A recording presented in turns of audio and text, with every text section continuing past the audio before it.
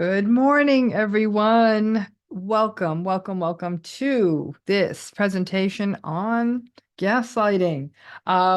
Issue of our times and a good time of year for it. I'm just going to make sure my team can hear and see me because that would be pretty fun if I was just talking away and you couldn't. Yeah, great. So they can hear and see me. So that would stand to reason that you can hear and see me. So thank you for joining me. Thank you for giving up time from your weekend to learn about something that I actually think is one of the most important things you can learn about. It is something that over and over and over again, narcissism and gaslighting may not be synonymous, but it's probably the central pole in the tent, if you will. And by the time this is done, this isn't just about learning about gaslighting. I really even hope after today, you really can have a sense of I'm going to be able to face this down at a minimum, not walk around in the haze that most of us do when we're being gaslighted. At least that's my hope for you. And we're going to be talking about several things today. But again, thank you for giving me part of your weekend to learn about something. And I really hope this is useful. I am so grateful for the support of this community of folks, whether you found me through YouTube, whether you found me through other places like MedCircle, whether you've listened to the podcast, whether you sent in emails. I am so aware, sadly, of the suffering people have experienced from narcissistic relationships, the misunderstandings that make the confusion worse. But I am so grateful for the support for this, because when you support this, there are so many other people out there who are learning about this too, that you're definitely not alone. But to even all of that notwithstanding, for me as an individual, I'm so grateful to all of you for supporting and for showing up today. And again, I hope that today illuminates some stuff about gaslighting. So I'm going to start with a story. I'm a big fan of stories. This story is sort of a mashup of multiple cases I've consulted on in the past. As you know, obviously I want to protect confidentiality and all of that. But I'm going to start with this story. And we're going to call the people in this story Jack and Joanne. I was going to call them Jack and Diane, but that seemed like a bit much. So I'm going to call them Jack and Joanne. And again, a lot of this is based on a sort of a core story. All right. Jack is a deeply narcissistic, when I think about how he was, probably malignant, narcissistic, mean, unempathic, snobby, elitist, entitled. He was a habitual liar. He was really grandiose. He was super arrogant. He was rageful, contemptuous, controlling. Everything had to be his way. You know, you've been to this movie. You know this. And he was in a relationship with a woman. They've been in a relationship for about 10 years or so. They never got married. It was interesting. Jack wanted to get married early on, but there was something about Joanne, and she would have often talked with me and said, I felt something in my body that held me back. Though I wanted to be married, and everyone's like, why aren't you married? But she's like, something held me back. Okay. Joanne also made more money for most of the relationship than Jack, and she was sort of in a high-powered corporate career. He once had a big career, but he had burned bridges in his professional world, so he was doing more freelance stuff at this point. The more her star rose professionally in the relationship, the more money she was making, also the more attention she was getting, and he obviously wasn't doing so well. The relationship deteriorated more and more. She tried to be his cheerleader. She would tell him he was great. And it was hit or miss on how he would receive it. Some days he'd be like, thanks, babe. But mostly it was actually sometimes she'd face down even more contempt. On lots of days, he was pretty cruel and mean and cold, or he kept to himself. But on the days he was on it, on the days he was on point and he was good, she said he was really kind of her dream guy.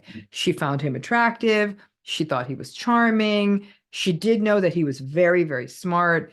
And when he was on, people were actually really drawn to him. And she really, really tried to justify the relationship. And even when things would get really bad, like they'd have a succession of weeks and even months where she's like, okay, this is not healthy. And she wanted to leave, but she was always held back also by this regret of what if I'm wrong and I leave and then he changes for someone else. She started traveling more and more for work, and she also, simultaneous to that, was also facing a lot of family problems. She was facing the death of her brother, and her mom was diagnosed with late-stage cancer literally in the same month, and work was busy, and they really needed her leadership. So it was a really horrific time for this woman. Her family, so she was distracted with that grief. Jack was being his usual Jack up and down, all around kind of self. Her family was kind of mixed on him. A lot of them weren't a huge fan. Some of them were like, when he was on, he was on. So, like, they only met him on vacation. It was fine. As she went through this period of time where she was traveling more, and also her family didn't live near her, they lived someplace else she had to travel to also. She noticed during this period of time, and it was several months, he was getting more and more distant. He was also leaving the house more, which was a little bit different than his usual habits. They lived sort of in a kind of a suburban, almost rurally area outside of a city. So he would go into the city more, and it didn't track because his freelance work really didn't require him to leave the house. And he would come up with reasons. I have to go to the hardware store. I need to get my laptop fixed. I need to get the car fixed. And then when he would be in town, he's like, I'm already out here. It's a ways out. I know, you're not going to be home till late. And he would get dinner out in town alone, saying, or if she was out of town, he'd say, I'm just going to get dinner in town because I don't want to cook and I was going to be alone anyhow. His phone would go silent for hours during these dinners. Okay. So he'd go and it would be what would be dinner time, and he would not answer, wouldn't answer texts, emails, phone calls, nothing. And when she said, like, what's going on? Like, you're totally going dark. This is so strange.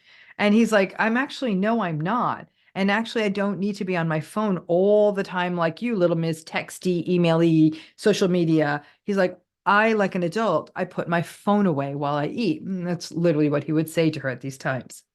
A friend of hers called her and said, hey, can we talk? And Joanne said, sure. And they got together for coffee. And the friend said, I was on the fence about whether I wanted to talk to you. But my sister waits tables over at that new craft beer place that they open, in the town, in the city. And she said, you remember you guys met her once at one of our barbecues? And Joanne's like, yeah, yeah, yeah. She said, well, your Jack comes into that craft beer place like 4 or 5 times a week during happy hour. And like, he's kind of like a little flirty. In fact, nobody knows who he is. And they're just all assuming he's some single guy, and he's kind of messy. And Joanne said, no, no, no, no, you've got him confused. He doesn't like craft beer. He doesn't like all those, like he's Mr. Snobby Snob. And she said, there's no way he's going into that place. I heard about it, and it's probably a little bit rough around the edges for him. And the friend said, well, okay, but remember when you said you were in Arizona with your family? I had called you, right? And that night, my sister had also told me that he had stayed until closing time talking to that bartender. Remember that, that I told you they'd hired a bunch of new bartenders because they were getting really busy. Now, Joanne was unsettled after that conversation. So she goes home and she confronts Jack. And she's like, hey, what's up with you going to that new beer place in this city? Gosh, I mean, it's like an hour away. Like, what the heck? And he barely looked up from his laptop screen while she was talking to him. And he said, seriously, me at a freaking beer place? Are you kidding me? Like, have you ever paid attention to me? It's like, gross. Like, no, obviously that was not me. And it's like that weird, I don't know, like that weird family runs it. No. And he kind of rolled his eyes and he said, like, what the hell? He's like, why would you even say that to me? He's like, what the hell's wrong with you? Now, Joanne was on the fence at this point. She didn't want to drop a dime on her friend. She even started to doubt her friend. And even the thought went through her mind. She's like, well, my friend is recently divorced. Like, could this be like a weird jealousy thing? But Joanne was uncomfortable. That very sensation that made her not want to marry Jack, way back from when, she was uncomfortable. Joanne had never looked at Jack's phone their entire relationship. 10 years, she never felt the compunction to pick up his phone or his tablet or anything like that. But that night, after this conversation, while he was in the shower for the first time, she did. And she found a text to a woman whose name, and she was able to open it because what would happen is sometimes he would literally say, here's my code, like whatever, 1, 2, 3, 4, open it up, turn off the cameras, turn off the alarm. So she knew the code from that. But when she'd do it, she'd never gone in there shady to open his phone, if that makes sense. She'd use it to open it up to open up the house alarm or some other, the smart home functions, whatever those things are. And so she'd never looked at his phone sort of secretly. Like, she'd never opened up and looked at his texts or anything like that. So the first time she did, and she sees a text to a woman. I think the name was Bonnie. And it was a woman but she'd never heard of there was no mutual friend they had like this, right? And the texts were familiar between two people who clearly knew each other. Like I think it was from, he said something like, ugh, I owe you money for last night. Thanks for fronting me. And her response was like, um, uh, no, I'm sorry. She wrote, yes, she's the one's like, hey, I owe you money for, for last night. Thanks for fronting me. And he wrote, I can think of a way for you to pay off that debt with a winky sign. And she responded with hearts and winks. Okay. So Joanne had that feeling. She had that feeling, some of you may know. She felt her heart rise in her throat. She literally felt like when she looked down and she was wearing a t-shirt, she had said that day, or yeah, she said she was wearing a t-shirt. And she said, it was the strangest thing, Doc, because I looked down and my shirt was moving. And she's like, I already felt like I was having an out of body experience. And she was like, what the actual? And she realized the reason, literally her shirt was moving up because her heart was beating so hard. And she again, it was like and she also felt like everything had gone up to here and it was stuck, like it was tightening, almost like you would sense sort of strange, weird allergic reaction. She described it so beautifully. And she heard the shower door closed because Jack was coming out of the shower. So she quickly had to shut the phone down and put it back. She didn't have time to screenshot it or send it to none of that stuff. So she just had to put it away. And so she rushes to the kitchen to sort of organize something for them to eat. He comes out to where she's preparing the meal or whatever, putting some food together. And he said something about like, he looked at her, he's like, hey, are you over your beer bar fantasies or like your beer bar, whatever, flight of fancy? And she was tense, obviously, as though she knew something she wasn't supposed to know. And she smiled tightly and she said, yeah, I heated up the leftovers. She could even make eye contact. They had dinner and they talked a lot about it. Nothing really, like, sort of banal nonsense and stuff. And Joanne had zero appetite. Now, Joanne, remember, big, big, big, busy corporate job, people, never misses a day, all of that. But she, again, this relationship was just feeling weirder and weirder. It had always been unhealthy, but it's getting weirder and weirder. So the next day, she leaves work early and she drives to the craft beer place to do what I guess we'd call reconnaissance, right? She calls her friend and she's on the phone with her and she's like, oh my gosh, what am I doing? I am like, literally, I work at a Fortune 500 company and I'm sitting in my car playing freaking CSI on a stakeout. What is happening? And she'd saw stuff. It was early, like it was the afternoon and we were getting ready for happy hour. And she saw people going in. She saw a woman bartender. She did big windows in this place. So she could look in and she could see the woman bartender kind of getting some stuff ready. And she said, the woman was very pretty, young, and almost like looked like a younger version of her, so sort of his type. She sat there for another few hours, and she was very ashamed by sitting in her car for this so-called stakeout. She wasn't sure what to do, and then she saw Jack walk in.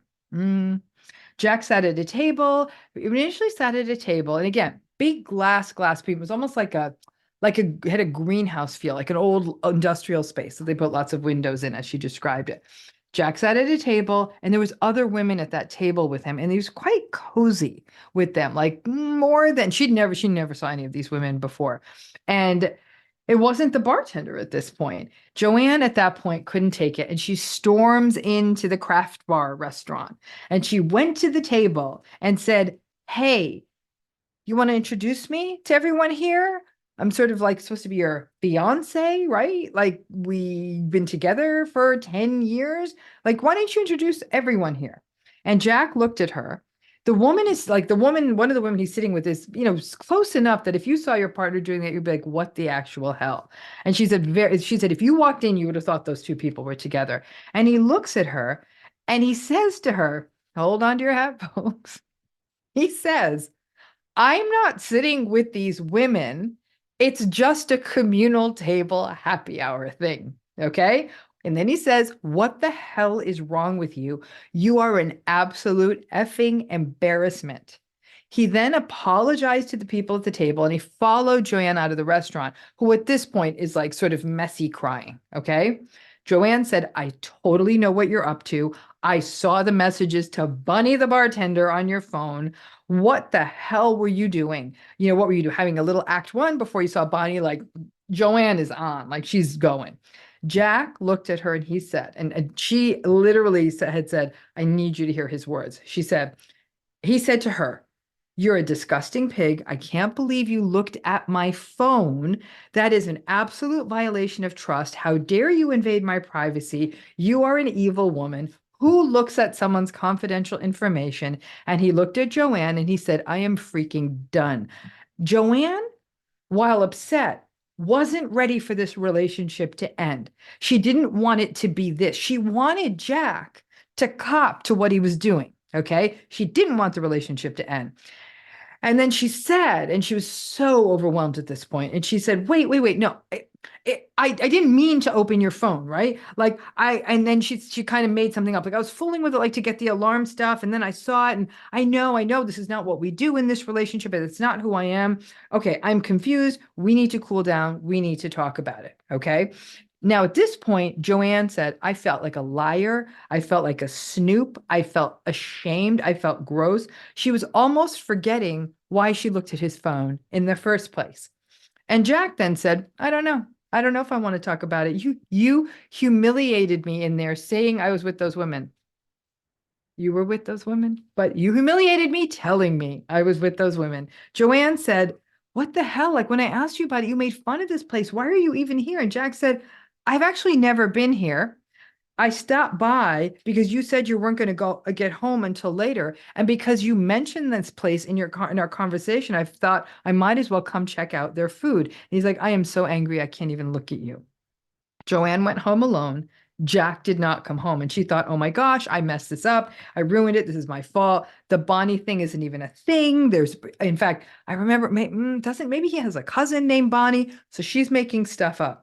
Joanne was also ruminating now more. She was ruminating almost less about the Bonnie, the bartender, and more about, I am a horrible person. What has happened to me? Maybe this is the problem. Maybe this is why he's becoming distant. Maybe I violated his boundaries. I violated his privacy. Jack said he was going to move out for a while, and Joanne said they can work on it if he stayed, and he said he needed time. Joanne called out of work for a while, and then, hold on to your hat, folks. I'm sorry this is a long story, but there's a point to this. I want you to hear it embedded, not just the little factoids. And I'm sure many of you are hearing yourselves in this story, right? So she's home now, and she's taken a little bit of time off from work. Again, such an ambitious, focused on her work lady. She really loved what she did. And she's home and the bills are coming in, including obviously Jack's mail. And she's going through and she is opening the mail without thinking about it. And then she opens one and she's looking at it and she's thinking it's her own bill.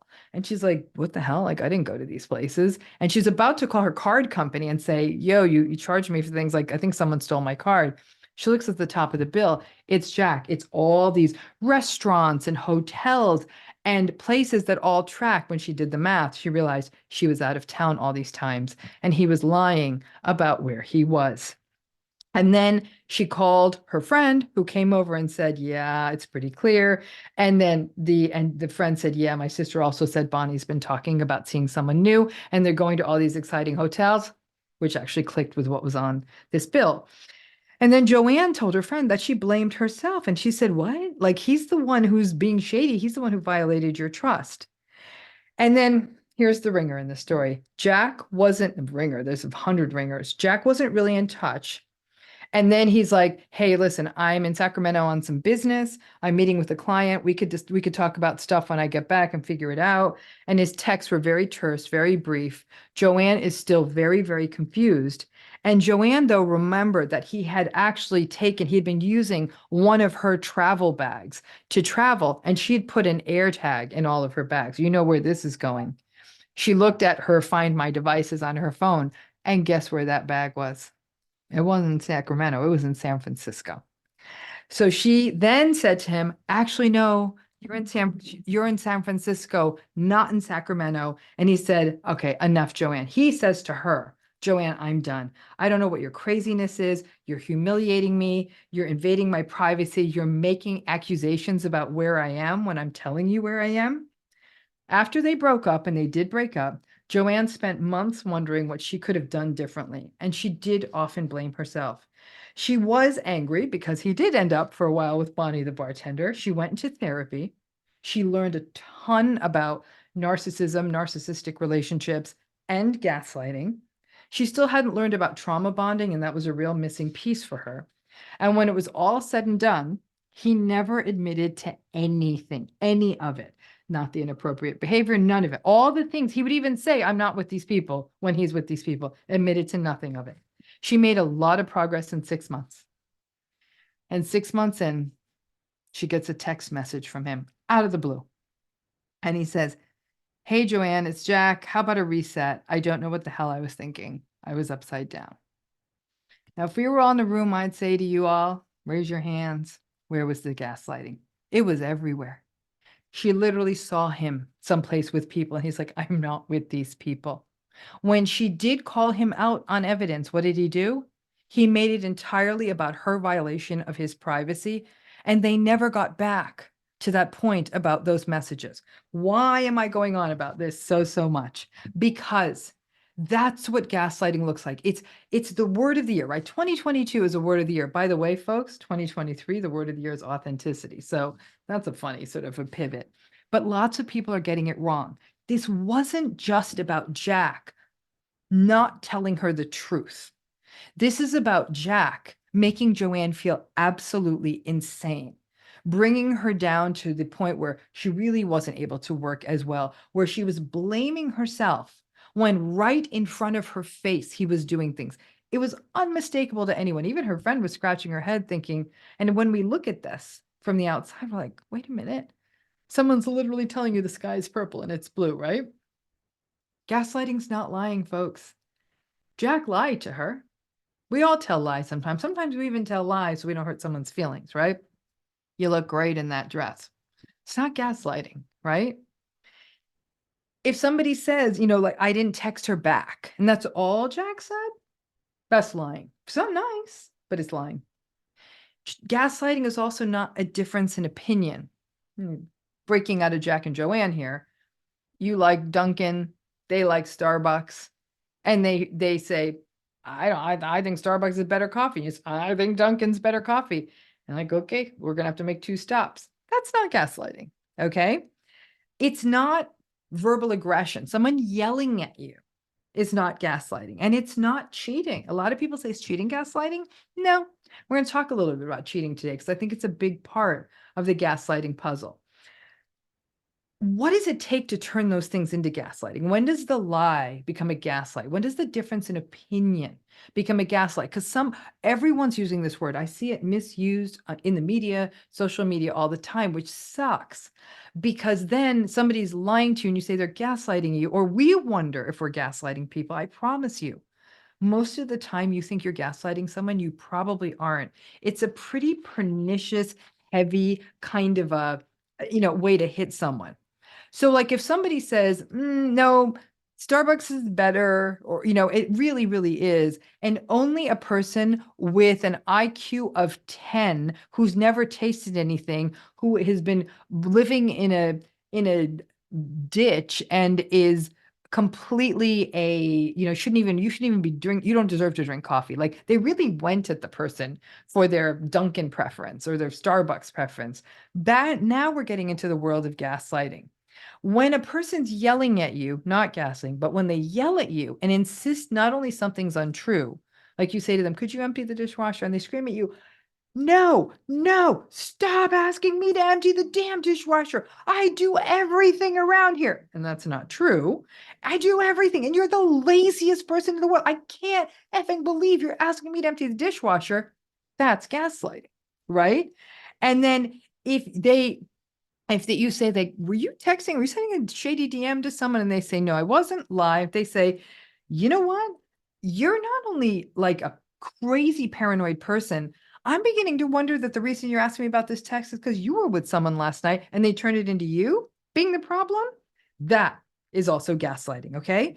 When you show a liar evidence, you show them whatever it is, the text message, the email, the appointment confirmation, especially when, again, I'm talking about lying, not the difference in opinion. When you show them evidence They may not like it, but a liar will cop to it. They're like, okay, yeah, you're right. I remembered it wrong. Sorry. And they might even be a little bit sheepish. They might even be a little grumpy. I'm not saying they're going to be nice.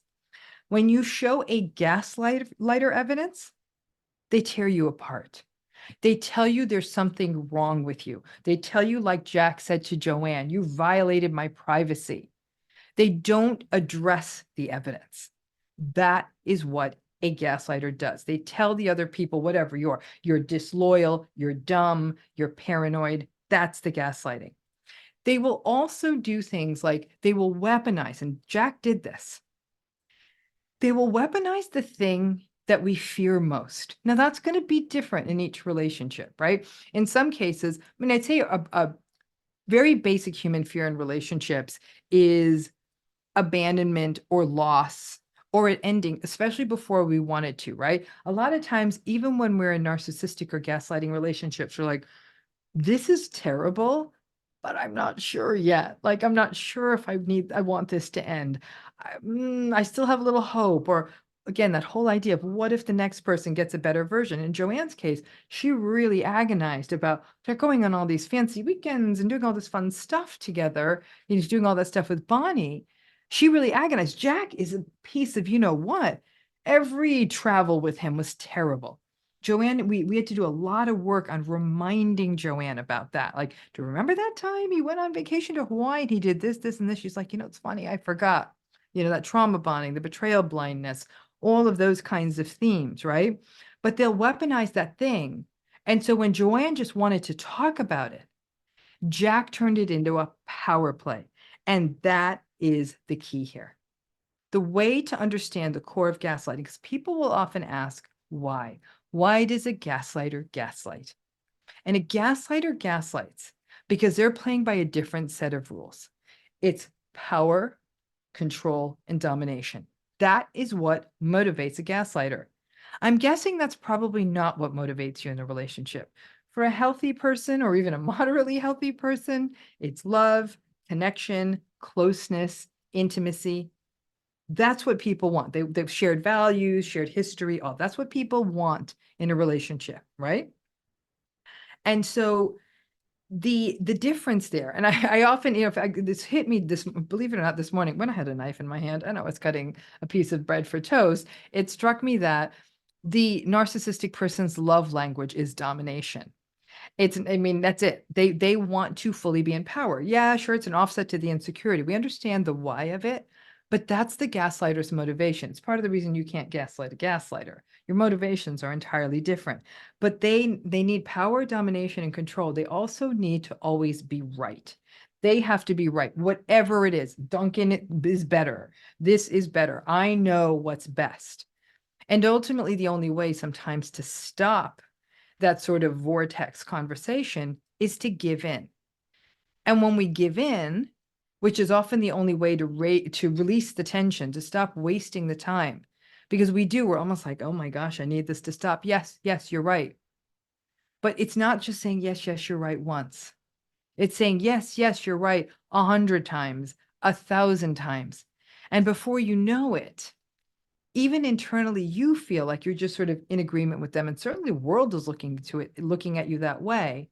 And again, those dynamics of trauma bonding and all of that gets so baked in that you really believe, well, maybe they're right, until you finally learn what gaslighting is. And you're like, whoa, I had to literally give up on myself for this relationship to work. But it's really about understanding what motivates them. And it's also about understanding that gaslighting isn't a one-off. Okay, it's not. You might be in a relationship where a person might do a one-off gaslight on you. It's never a good sign. I've said everyone's like red flags, red flags. This is it. A gaslight is the ultimate red flag. So I'm like, and if you stand strong in that, if a person's truly a gaslighter and you do it early in the relationship, they're probably going to walk because you're not a fertile target, right? But the first few times, most of us, because we have empathy, we have compassion, we're able to see both sides of a situation. We'll say, okay, well, maybe they're a little anxious because they're getting to know me and I'm a new person. And the justifications that were mild in the beginning, again, become all the sort of steel cables that become the trauma bond. But it is an indoctrination process, and it doesn't happen once. It happens hundreds, if not thousands of times. If you grew up with a parent who is a gaslighter, tens of thousands of times. But what gaslighting plays on is something also so fundamentally human. It plays on love. It plays on attachment. It plays on trust and expertise, whether that's for a parent, a family member, a partner, the heck, even a healthcare practitioner, right? It plays on our desire to be attached to someone. It plays on it also, if it's an established relationship, it plays on our need for the status quo to be maintained, right? Well, we're homeostatic creatures, we human beings. We like things to stay steady. We don't like blowing up our world on a daily basis. And the problem is, if you see the gaslighting, it's sort of a call to action of like, oh my gosh, like, can I really stay in something like this? Like, I'm absolutely like, this isn't even a relationship. So sometimes even seeing it is a real problem. But in the workplace, there's other things that might happen too. So for example, let's say you have a job that pays well, good benefits, high prestige job that's hard to get, and you're being gaslighted left and right. You might want to stay in that job. Again, seeing the gaslight becomes tricky. We know some of the things that gaslighters say. You've heard them. Stop being so sensitive. That never happened. Some things that are gaslighting, some folks aren't even always aware that they are, but it's good for you to learn that even in our short conversation today, which are things like, why can't you take a joke? That's a form of gaslighting people often miss. So the gaslighter will bait you. And this gaslighting maneuver often happens in front of other people. They'll bait you. They'll go at you and they'll go at you. Maybe they'll go after something that's still tender or sensitive or upsetting or something like that. And they'll keep poking at you. And you'll react angrily. You'll react strongly. And in a way that shows you take what they're saying very seriously. And once they get that reaction out of you, they'll say like, oh my God, like what? Woo, gosh, see, someone's sensitive. Like, what, you can't even take a joke? And everyone around it, feeling uncomfortable, kind of wants you to take it as a joke, right? Because it'll ease the tension. And you feel crazy because you might feel like, okay, I look like I'm Miss Intense, taking things too seriously person, and I'm not that person. And you sort of become the recipient of the person who can't sort of roll with things, when in fact you might be the most flexible person in the world, but this person was pushing you to get the reaction. The dominance comes from, look at me, I'm a cool cat, and you're the one who's falling apart. Another piece that's gaslighting that I think a lot of people also miss is when a person keeps saying things to you like, how come you're so angry all the time? And you're actually not. You might be other things. You might be sad, or you might be preoccupied, or you might just be being, it's not even like a strong emotion you'd affix to it. But they come at you saying, why are you so angry all the time? And they might do that if, for example, it's a day you're asking them to do things like, hey, can you help me out here? We're going to be running late. So could you take the trash out? Or could you help me with this? Or could you help me get these papers dealt with or something? And then in response to that, even you're totally not seeming angry. Any external observer would say not angry, but they'll say, why are you always angry? What would that make most of us do? It would leave us defending our emotional state. Like, what? No, I'm not angry. Like, why are you saying and then you start self-monitoring, and you self-monitor. And remember, I was saying authenticity is the word of the year this year. In an interesting way, what gaslighting does, your 2022 year word of the year steals the 2023 word of the year. It takes away your authenticity because now you're self-monitoring. I'm like, do I seem angry to everyone? And even though at some level, you're not, that empathy, that flexibility, that agreeableness, the best parts of you leave you to question yourself. Okay. So, and there's many, many, many standard phrases, but I think a lot of them get missed. Things like, even like, why can't you let go of the past?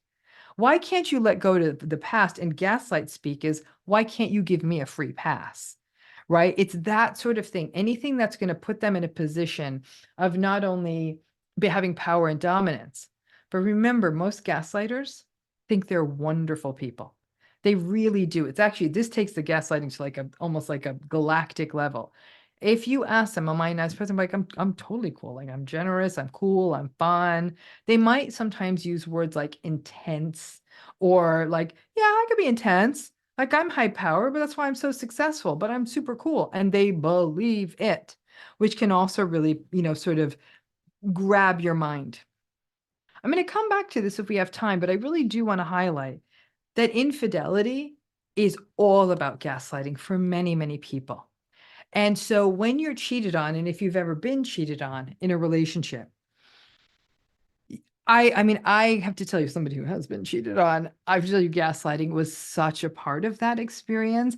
And I have to say, it was probably some of the most profoundly felt, because when you're cheated on, you're vulnerable, right? You've been betrayed, your heart is broken, you're not standing on stable ground just from the betrayal. Then when you're gaslighted about it, you're not seeing this right. You didn't see that message. None of this is happening.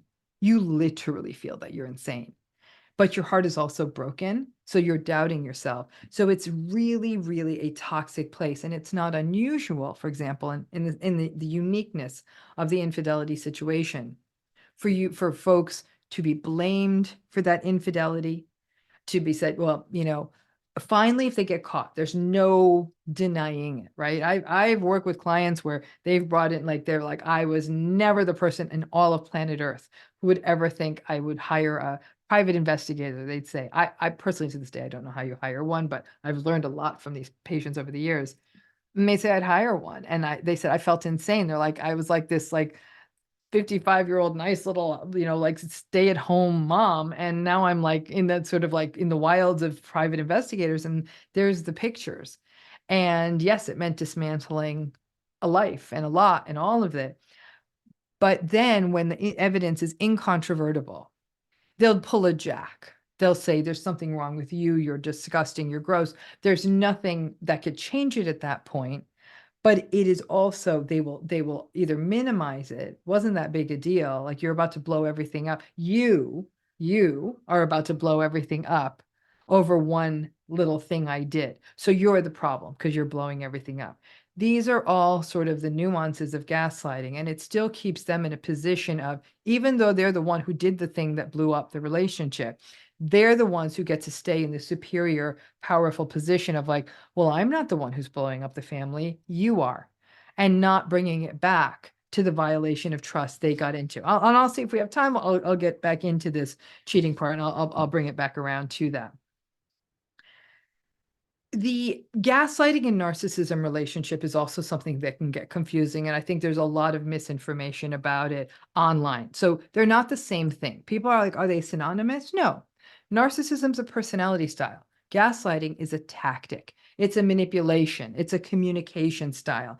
And it's a central dynamic. I've never seen a narcissistic relationship without there being gaslighting. So it's always part of it, just like I've never seen a narcissistic person without entitlement, right? Entitlement by itself doesn't make narcissism. Gaslighting it by itself doesn't mean a person's narcissistic.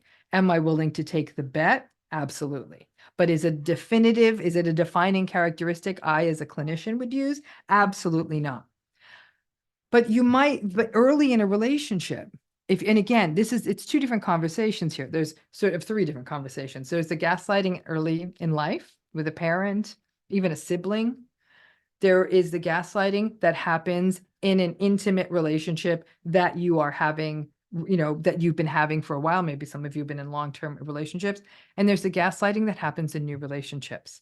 And I have to say that when you have the skills to push back on the gaslighting that's happening in a new relationship, right? You then are in a position to spy the gaslighting that's happening in the older relationships too. Makes sense? So once you feel empowered, and it's a lot easier to call it out in a new relationship, and and I shouldn't even use that term. You're not calling it out. When it's happening to you, instead of wondering, because you're in possession of your reality. Sure, you might have misplaced them. We're all going to own that we make mistakes. But when someone is telling you what you're feeling is wrong, or that something you saw right in front of you is wrong, or something that you double check and confirmed, you're like, no, that flight goes at 4 p.m. I know it. Got on my app. They just texted me about it. I know it's at 4 p.m. Whatever it is, though, when that's being doubted, or when your belief is being doubted, like, no sane person would want to eat at that restaurant kind of thing, is giving yourself permission to even say things like, I think we're having a different experience here. That, if you do that early on with a gaslighter, like I said, more often than not, they're going to walk away. But what it's showing you is that you can identify it while it's happening. You never call a gaslighter out. It's a little bit like narcissists. You never call a narcissistic person out. You never walk up to them and say, hey, yo, you have a narcissistic personality. That's a big mistake. But same thing with gaslighting. You don't walk up to a gaslighter and say, hey, you're gaslighting me. It doesn't work that way. By the time they're done, they will have, unless you're a fighter. Some of you might say, no, I'll take the fight. You know, your SNS is all, your sympathetic nervous system's all fight. And you're like, actually, the fight would be good for me. I can do it. And I don't mean like an aggressive fight. Like, I'm going to have this out with them. That's not the majority of folks who are gaslighted, who really just don't want to get into it with anymore and have their reality dismantled too much. So that's really where the gaslighter is doing. They're often testing the waters. Okay. So again, yeah, I have pages and pages and stuff I want to talk to. I'll say more about that later too. But you may wonder, and I think you already know this question, or you probably wouldn't have done this program, or maybe you're just curious. What does gaslighting do to us? It's no joke. It's not just that if we're gaslighted in the long term, we're like, oh boy, you know, I just got to be more organized and then I won't doubt myself. No, it cuts not only at the core of our reality, it cuts to the core of our identity. We not only stop believing in sort of what is around us, we stop believing in ourselves, our feelings, our needs, our wants, our recollections, our perceptions, our everything. And it slowly silences us. People who are chronically gaslighted look like anyone who's gone through a long-term narcissistic relationship, confused and helpless, hopeless, anxious, riddled with regret, lots of rumination, lots of self-blame, everything I talked about in the story of Joanne. And I want to say one last piece here is that there's a last element of gaslighting that happens to all of you that you may not even be aware of, especially if you've gone through a lot of gaslighting. And that's how you might feel gaslighted about your healing. If you go online again to get guidance, is some of the things you'll hear like, oh, if you're being gaslighted, just set boundaries, go no contact. I'm going to cough at all of this. That's how mad I am. Tell them how you feel. Tell them that you don't like what they're doing. Don't get mad at them. Change yourself. It doesn't work. And when you get advice like that, of like, just go no contact, just set a boundary. Set a boundary. Where? This room is a no gaslighting zone. It's not gonna work. So many times the guidance you get, it feels like then there's no guidance because you're being told to do things that are impossible in that relationship, which can leave you doubting yourself, which again, even the well-intentioned stuff can feel like more gaslighting. So it's as though the very guidance you're getting is still putting you on your back. It's leaving you on your back foot, right? And so I think that it's a more compassionate path.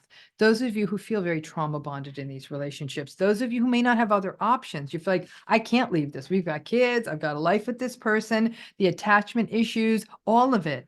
That all really can get in the way of being able to point out the gaslighting in a relationship. Healing is a very personal path, and you have to approach it in a way that takes account of your relationship. The key is really to know what it is and to disengage, not literally disengage, like, I am not talking to you.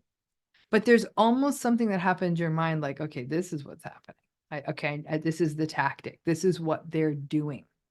And to really, so breathe that in for a minute and be prepared that even when you disengage, you're going to get pushback. And again, disengaging is subtle. It's very subtle. It's not taking the bait. I think we're having a different experience here. And then expecting that they're going to come at you, right? The rage is part of the gaslighting, and the radical acceptance is that the rage is going to come. And if they're accusing you of something that never happened, here's the ultimate win when you're being gaslighted. They tell you 100 times in a relationship, oh, you're so incompetent. You can't remember anything. You don't know what the heck you're doing. They keep saying that to you. The next time they ask you to do something, say, I don't know. I don't know if I should do this because, I mean, you're so right. You keep pointing out how incompetent I am. Maybe you can't trust me to do that. You may want to do it yourself and make that, you know what, go take care of it themselves. Folks, I could go on about this forever. And to me, gaslighting is one of the most important elements of, of understanding what toxic relationships do to us. I want to share something with everyone here. Let me just give me 1 second here. Share some slides with you. See if hopefully this works. Let me see if that's working. If I can close these old ones. Yeah, close this old one. I'm not very good at this slide sharing. Zoom couldn't make this more It looks like non-intense. you're sharing your browser actually right now. Yeah, that's right. I don't You might want want to end to the share and stop then that start over. share. And then I'm going to try to share something that's not open. Sorry, everyone. I'm so incompetent at this. Gaslighting myself. I am gaslighting myself. I also am incompetent. So those two things can be true at the same time. Okay, so let's see if I can share and then play those from up here. It's my worst thing ever. Okay. So I want to talk a little bit more. Again, you could see I was sort of talking like I was hyped up on coffee and I didn't even get to scrape the surface. So I wanted to give you this. I'm hoping what I gave you today was actually helpful in and of itself. And I also have a new course launching today. And I really am excited to tell you about it because it's on the everything of gaslighting, right? It's a comprehensive course on how to understand gaslighting, on how to heal gaslighting, and even how to make sense of it in different kinds of relationships, right? You know, this is the kind of course I wish I had developed a long time ago, and I've been researching it for a long time, and it's based on my work with clients, and my belief in what I've done with so many people over the years that worked. They were ungaslighted. It's not something magical we were doing. We were working together and they were doing the hard work. But I really could see how much understanding it, practicing it, seeing how it shows up, even in ways that are like, I never knew when they kept poking fun at me that that was part of gaslighting, but it totally made sense because at those days I felt less empowered. I do believe that after this course, you will definitely be able to see it in real time, feel like you've got the responses in your pocket. And because you feel like you have some of the responses at your disposal, it isn't going to stop them from being mean to you or steamrolling you or all the things they do. But there's going to be this sense of peace. You're like, I know this now versus what's wrong with me. This course is really designed to break you out of the what's wrong with me and to know you're in really good company, that this is happening to so many of us, that you'll be able to see it. You'll be able to sort of understand how you carry it. You'll be able to understand that even if you do have the responses, they may keep trying to gaslight you, but you kind of know what it is. To understand how it affected you in terms of your own development and how you see yourself. You're going to understand the sort of the more about the why of the gaslighting, all the differences between gaslighting and those other dynamics that we confuse with it, the ways it shows up, and a way for you to sort of do, the only way I can call it is a gaslighting self-study. A lot of responses we have in our lives. I'm going to give you a great example. When I couldn't open those slides a minute ago, oh, I'm so bad at this. That's such a reflex for me. That's definitely one of my lifetime a lifetime of gaslighting artifact behaviors I do. It's partly self-protective, but it's so reflexive. But in your, I'm hoping in your compassionate audience, that doesn't look good if I'm doing it in front of an audience. Maybe I'm trying to like give a more scientific talk to. It hurts me. These responses hurt you too. You'll be able to do that self-study as a part of this class as well. That interesting relationship between narcissism and gaslighting. You learn about the different types of gaslighting and you'll get that survival guide. Like, what are the things I can do? And I'll give you so many tips that even if all of the tips don't work for you, which they wouldn't work for anyone, some of them will. There'll be things that you can do, and we'll be adding bonus content to this. I was so excited this morning. I'm like, oh, I've thought of more modules I'm going to add. So more is coming, not just the 9 lessons, but I'm already telling you, there's new modules coming. Absolutely. There's over 5 hours of content. By the time I'm done, there's going to be more than 6. There's worksheets. There's a way for you to personalize this course for yourself, to make it your own. And that's what I want this to be. Listen, it's not a substitute for therapy, but we know one of the key issues in working with folks who are experiencing gaslighting is to get it, to know the mechanics of it. Listen, if you can lift the hood and look in and figure out the why of the gaslighting, you're in a much better position to manage it. So how do you get it, right? We're going to be selling this course for $150 in perpetuity, but the timing is unique right now. And I thought, like, let me do this. It's so important for me. And in some ways, this is such a perfect compliment that once you have the book, it's a great way to extend also what's happening in this course. If you pre-order a hard copy of my new book, okay, you will get the course. That's it. That's all you need to do. And so the hard copy of my new book might be as little as $26, $25. It depends on where you get it. So it could be that little. You'll save $125. You get the course and you'll have it forever. It's not something that expires. There's no, like, it's not like you're entering a program you're paying every month. One time, get it. All you need to do is get the book. And what's happening now is not only you're getting the deep dive into gaslighting. Books have word limits. There's only so much I could write about gaslighting. What I love about this course is a lot of it is everything I wanted to write about gaslighting in the book, and the publisher's like, this is so important, but we don't have enough space. So I know this stuff is so important for people to really round it out. That plus the book, I think, is really going to give you some phenomenal healing information. But to get it, you don't have to pay $150 until the 8th, but I'm going to throw in something really great, which is in the next 24 hours, again, sort of a fun thing, is if you order it in the next 24 hours, hard copy of the book, and we will send you even some other by mail. We'll actually send you some gifts to go along with your book. So in the next 24 hours, you do this, not only get the course, you'll obviously have pre-ordered the book. The book comes out in February. You'll pre-order the book and you'll get these gifts, but you have to do that in the next 24 hours. And we're ready for that. So we're hoping lots of you will want to do it. Again, usually it's $150. And if for some reason you're like, no, I'm vehemently opposed to buying your book, you can get the course for $150. It's completely open to you.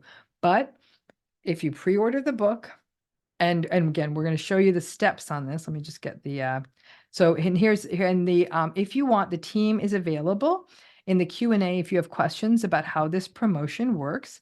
All you need to do is, let me just move my silly face out of the way.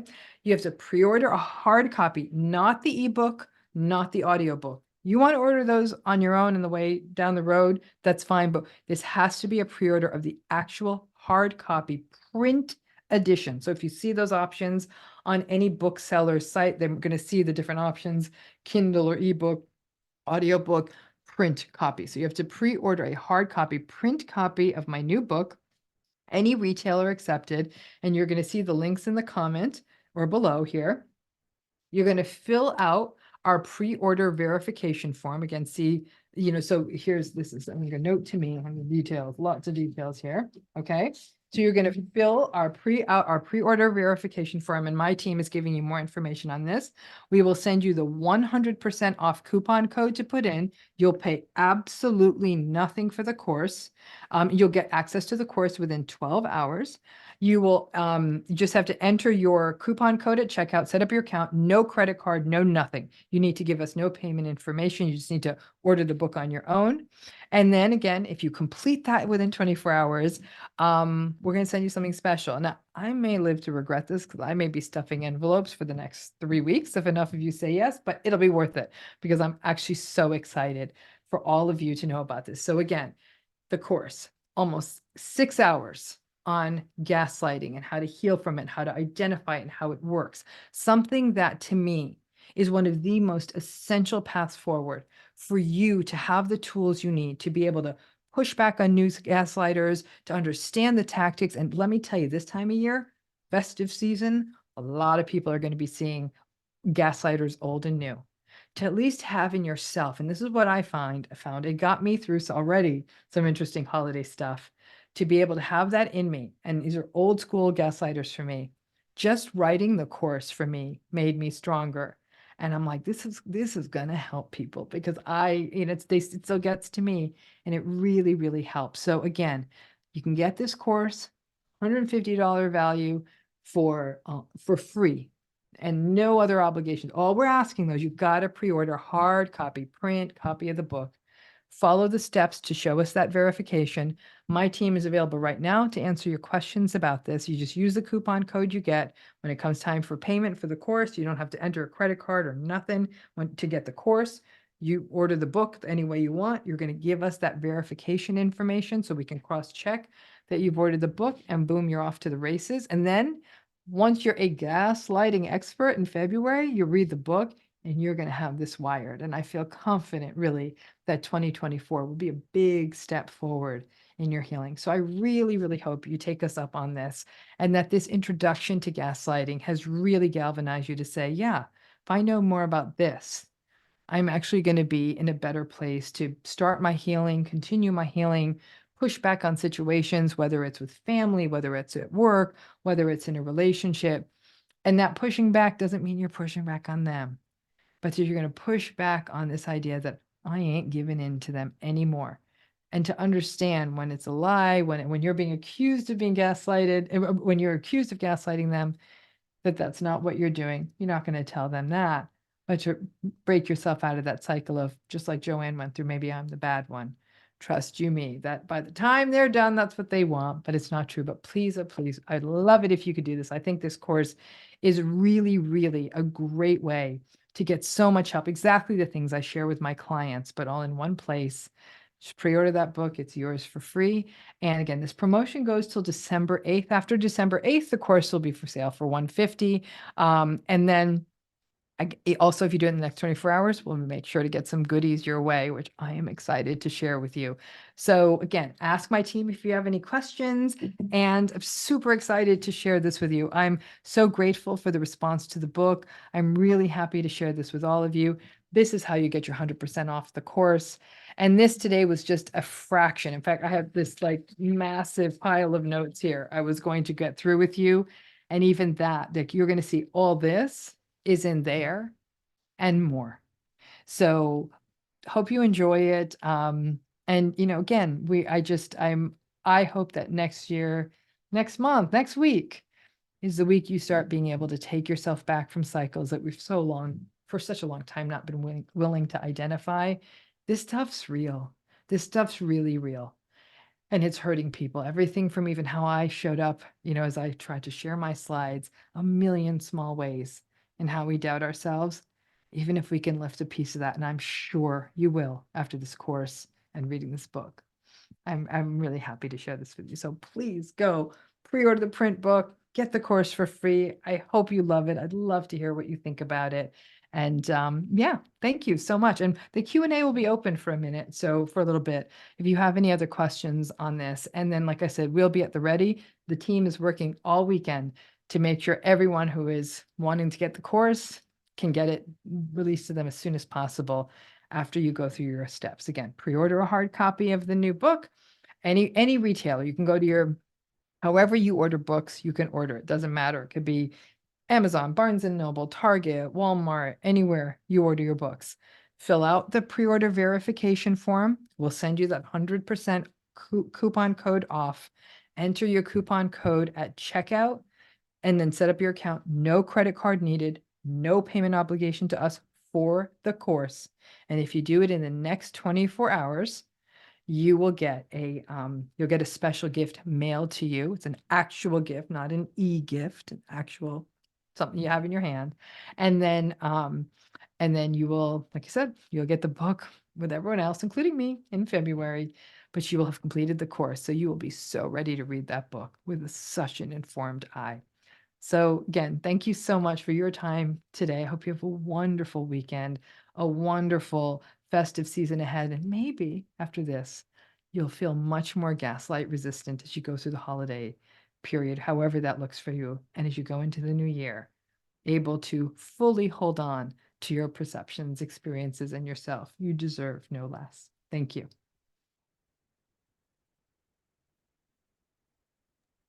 Hi, everyone. This is Kelly from Dr. Ramani's team. I have a few questions that are coming up a lot. One, if you already pre-ordered a hard copy of this book, you are certainly eligible for this offer.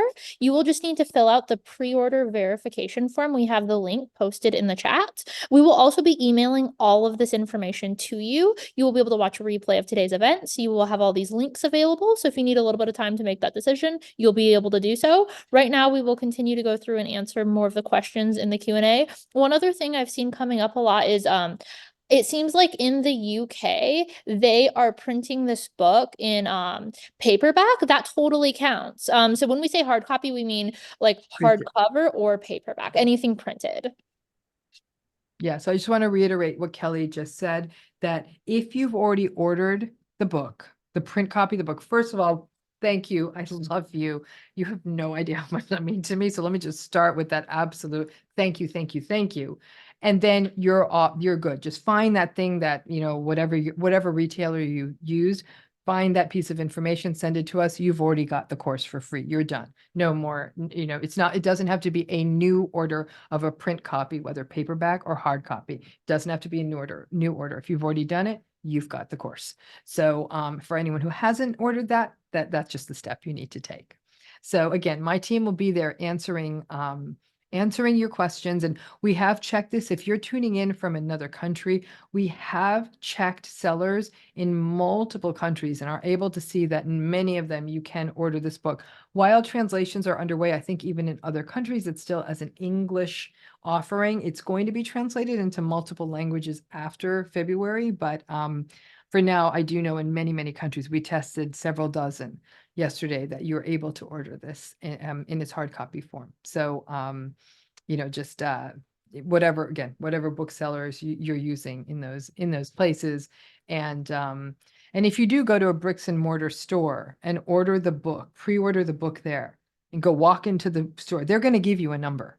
And you even, and my team will work with you on how to deal with that as well. So there's all kinds of ways that you'll get this. So some of you say, nope, I want to go into my local bookstore. That's fine. They'll say, give me some sort of pre-order number here, and we'll be able to work with that. We want to meet you wherever we're at, and I absolutely believe in supporting small bookstores. So I fully understand if you're doing that.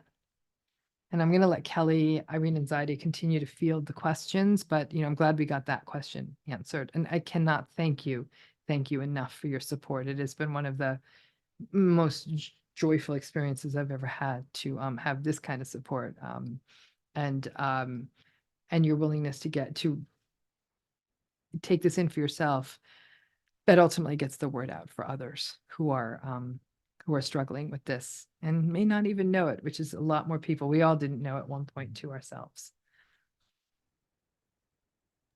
And I also see a lot of people asking, how will you get your code? So after you complete the pre-order verification form, we will get you your code as soon as possible. At most, it will take us 12 hours, but we are planning to get you these codes within 2 to 3 hours in the beginning when we're getting started. And after that, we're hoping to get it to you even sooner. But at a maximum 12 hours. And please feel free to reach out to us via email if you have any questions. Our email is posted in the chat as well. And I will just keep going through these questions, and I'll hop back on here if I see a lot of people asking the same question again. Kelly, it seems like they're asking how will they get the code, not how long it'll take them. Yes, we will send it to you via email. So part of the pre-order verification form requires you to put down an email address, and that is where we will send it.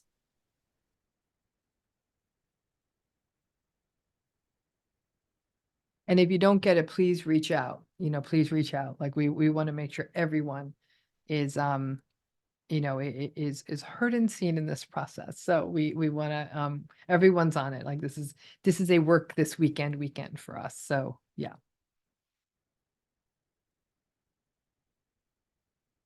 And Kelly, I'm going to let you, Kelly, Irene, Zaidi, I'm going to keep letting you field the questions, and I'm going to stay here too if I can sort of amplify any of the answers as well.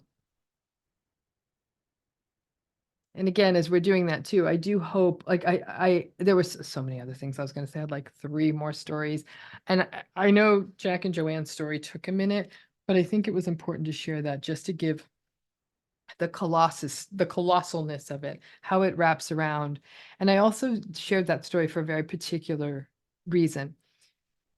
Joanne's a real person, okay? And I'm really tired of this idea that like, who's more vulnerable to gaslighting? Is it the people who just aren't sure of themselves?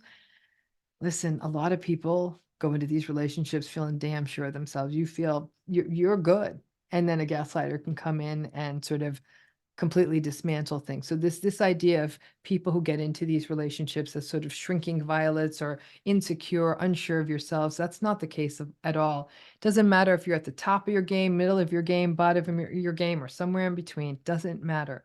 Gaslighting is an insidious dynamic that affects everyone. Joanne had a lot of power in that relationship. In fact, she was the one who actually owned the home and had a lot more financial power. And yet, until she learned what gaslighting was. And when she did, and she's actually doing really, really well right now.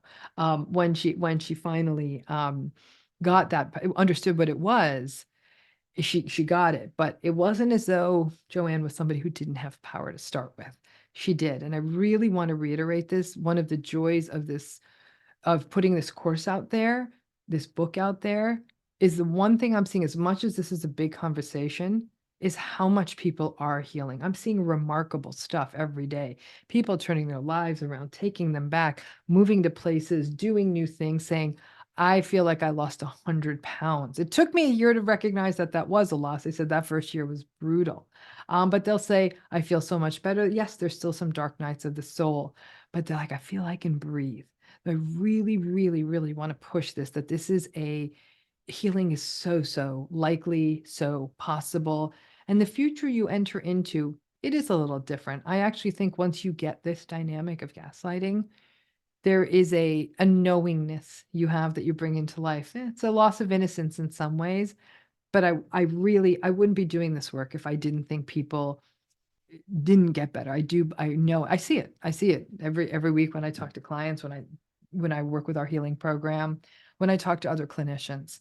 And gaslighting is a big part of what I do to train clinicians. And so, I am part of my preparing this is part of what I'm preparing for teaching therapists as well. So again, I do hope you find it all very, very helpful. And that's why I'm really, really proud of the course, which will be sort of this snowball that I'm always adding to. And the beauty of it is once you have it, and with this coupon code today, you'll have it for free.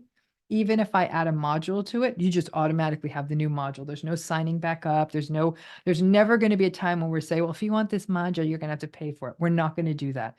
We got it, you got it. And I wake up with some eureka moment in the middle of the night and I add it to the course, it's yours. So it's a forever living kind of a course, which I think is another real value to it, because this research is continuing to develop.